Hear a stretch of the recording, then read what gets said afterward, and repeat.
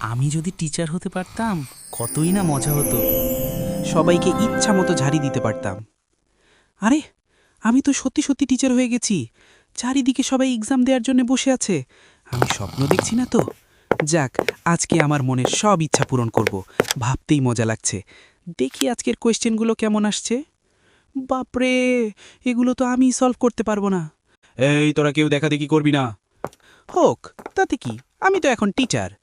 এতদিন স্যাররা আমার খাতা কেড়ে নিছে, আজকে আমি ওদের চিটিং করা ধরবো।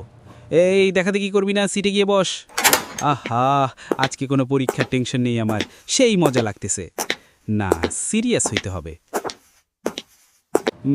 কোন দিক থেকে দেওয়া শুরু করব? এদিক থেকেই শুরু করি।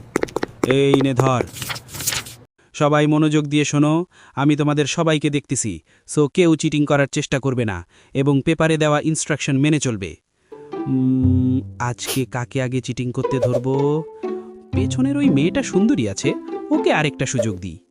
সামনের ওই হালার পোড়াই আগে ধরবো। এই এই এই, তুই চিটিং করতেছিস, দেখাটা দে। আমি চিটিং ধরেছি, আমি চিটিং ধরেছি, সবাই দেখো, সবাই দেখো। আরে, এটা স্বপ্ন ছিল